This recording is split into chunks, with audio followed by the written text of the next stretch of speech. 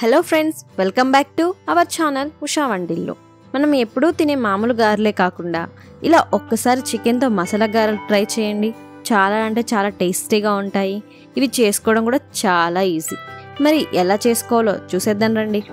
ముందుగా 1 కప్ శనగపప్పుని ఒక బౌల్లో తీసుకొని ఇందులో వాటర్ పోసి కనీసం 2 గంటల పాటు నానబెట్టుకోండి.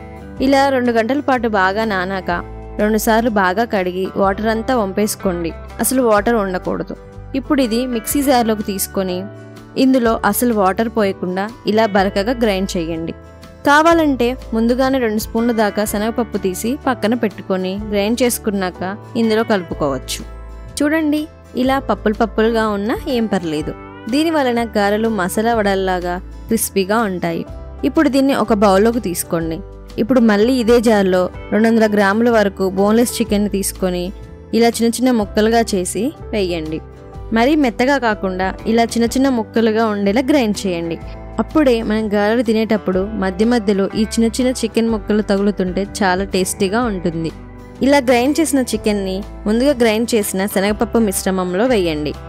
ఇప్పుడు ఇందులో 1/2 స్పూన్ దాకా అల్లం వెల్లుల్లి పేస్ట్, కొద్దిగా తరిగిన కొత్తిమీర, అలాగే కొద్దిగా తరిగిన పుదీనా, సన్నగా తరిగిన ఒక చిన్న ఉల్లిపాయ ముక్కలు, అలాగే 2 పచ్చిమిర్చి తరుగు, 1/2 స్పూన్ దాకా కారం.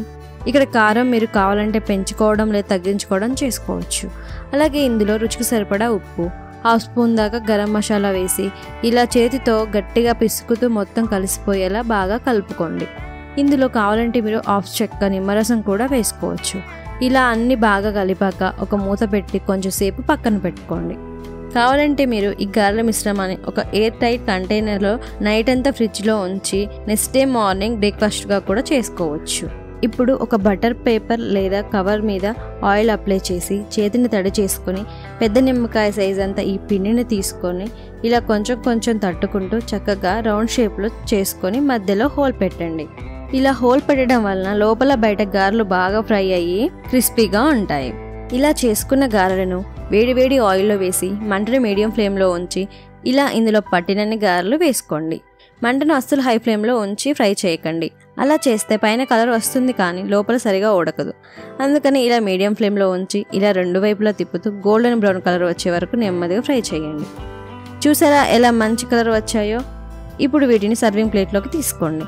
అంతే, వేడివేడి మసాలా గారెలు రెడీ అయిపోతాయి. వీటిని మైనైజ్తో కానీ టమాటో సాస్తో కానీ డిప్ చేసుకొని తింటే ఉంటుంది. అబ్బా, ఇక మాటలు రావు అంతే. మరి మీరెప్పుడు ట్రై చేస్తున్నారు? మీకు ఎలా వచ్చాయో కింద కామెంట్స్లో చెప్పండి. అలాగే వీడియో నచ్చితే లైక్ చేసి సబ్స్క్రైబ్ చేయండి. మీ ఫ్రెండ్స్తో కూడా షేర్ చేయండి. Thank you.